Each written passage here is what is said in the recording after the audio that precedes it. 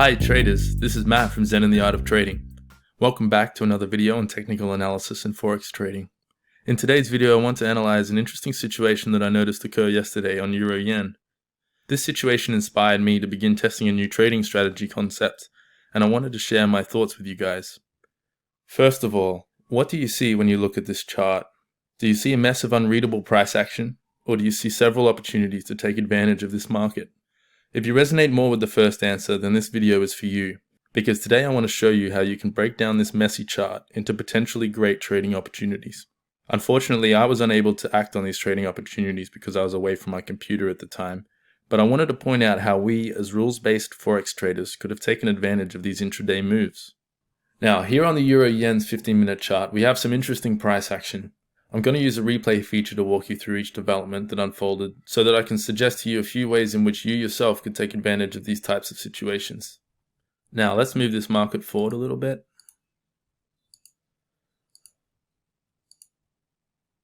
And here we are.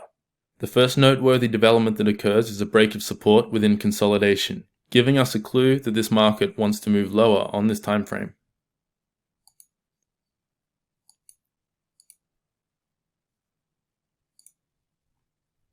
After we get a break and close below structure near this 118 even handle, price gives us two green candles in a row, which is what I consider to be a technically significant pullback, meaning that I can trade these types of pullbacks.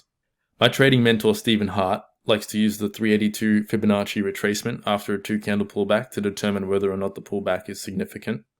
I think this is a wise filter to employ in your trend continuation trading, but for the purposes of this demonstration, we'll ignore that rule for now to keep things as simple as possible. For, as you can see, we did not get a 382 retracement on this pullback of this move that broke structure. But these are the sorts of things you should be thinking about whenever you watch videos such as this one, as no trading educator can teach you what to do. All they can teach you is what works for them, and it's up to you to make it your own. Anyway, let's say that I entered short after this lower low, lower close candle, following this minor pullback, anticipating a trend continuation move lower. If you look in the top left corner of my chart, you will see my custom ATR stop loss indicator, which calculates my stop loss size for me. On this trade, my stop would have been 7.8 pips wide. Type that in here. And for the purposes of this demonstration, I'm going to exit this trade on a higher high, higher close candle, such as something like this. See how this candle closes higher than the high of this candle? This would be a higher high, higher close candle. I'm going to do that just to demonstrate exactly how simple trading can be. Now let's play the market forward and see what happens. No higher high, higher close candles there. So we're still in the trade. And there we go. We get a higher high, higher close, which is also a swing low engulfing candle.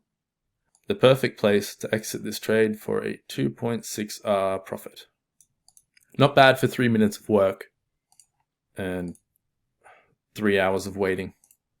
So there we have one winning trade so far, trend continuation trade, demonstrating one way to take advantage of intraday moves.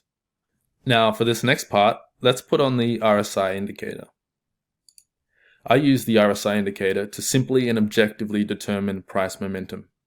It doesn't really matter what length or period you set the RSI to, so long as you're consistent with your choice of input parameters and you backtest how you plan to employ it over historical data to prove that it indeed gives you an edge.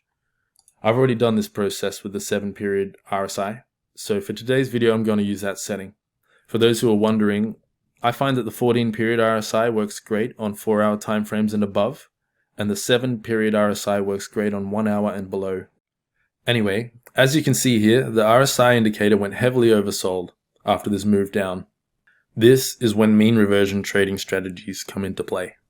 The idea here is that price has overextended itself to the downside, and it must snap back to the mean at some point. The question is, when will that happen and how can we trade it? I have a very simple method for trading counter-trend mean reversion setups, and that is waiting for the 7-period RSI to go overbought or oversold, such as it is here, and then I wait for an engulfing candle in the opposite direction, which is exactly what we got here. You could also call this a higher high, higher close candle. And this is a great clue that price has potentially exhausted itself to the downside in the bearish direction and is now ready to snap back in either a pullback or a full-on reversal. So say we go long at the close of this candle with a stop loss of 12.4 pips. Now let's play the market forward and exit on a lower low, lower close candle. See if we could have caught anything out of this mean reversion move. Boom. Now we've got a pin bar rejection and a lower low, lower close / bearish engulfing candle. That's our exit reason, and we close our trade for 2.8R profit. This time it only took an hour and a half to play out. Pretty good trading day so far, I would say, if we were trading this on the live markets. Okay, so do you notice anything interesting about where price is now? If you look closely, you'll see that we now have exactly the same conditions for a mean reversion setup in the opposite direction, commonly referred to as an RSI swap. We have an RSI reading that has gone from heavily oversold to heavily overbought in one impulsive move. And we have a lower low, lower close candle after a pin bar rejection candle. This is a fantastic shorting opportunity that is identical in concept to the trade we literally just took. So let's say we enter short on the close of this candle with a 21.9 pip stop loss.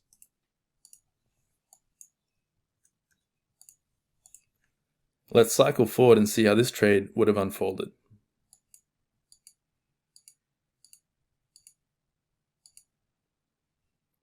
And there we have it, a doji candle with a long rejection wick at the previous low, making this a double bottom, followed by a bullish engulfing candle.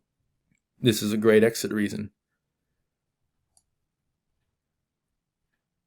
And another winner. This time smaller than the last two, but a 1.2R winner nonetheless.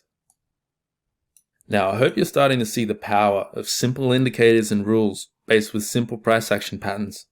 Granted, this is a cherry-picked example, but it's a practical example I cherry-picked based on my own observations yesterday while I was watching this market unfold.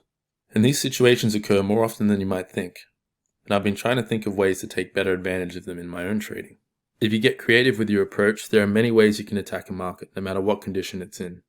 You can see now that we've gone from bearish trend continuation right back into a wild range of consolidation.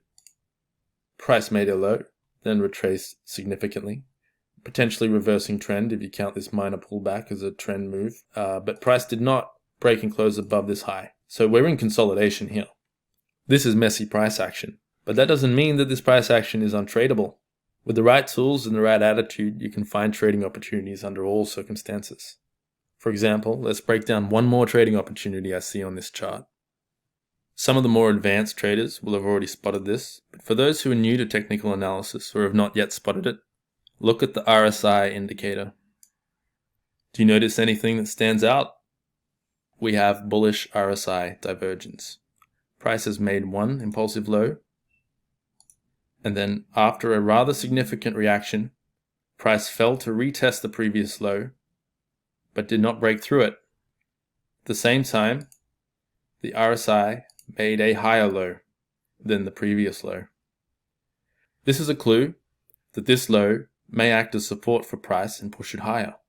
When price came down to make this initial low, the RSI told us that the move had strong momentum. When this second low formed, the RSI is telling us that the momentum of this move had less energy than the first move, which tells us that sellers may be running out of steam. This is exactly what mean reversion and counter trend traders are looking for. So let's say we go long after this RSI divergence and bullish engulfing candle, following a doji candle. We would have had a 24.5 pip stop, which is quite a large stop because of the expansion in volatility. That expands the ATR reading, obviously. And now let's say we exit on a bearish engulfing candle or a lower low, lower close candle like this. Let's cycle forward and see how this would have played out.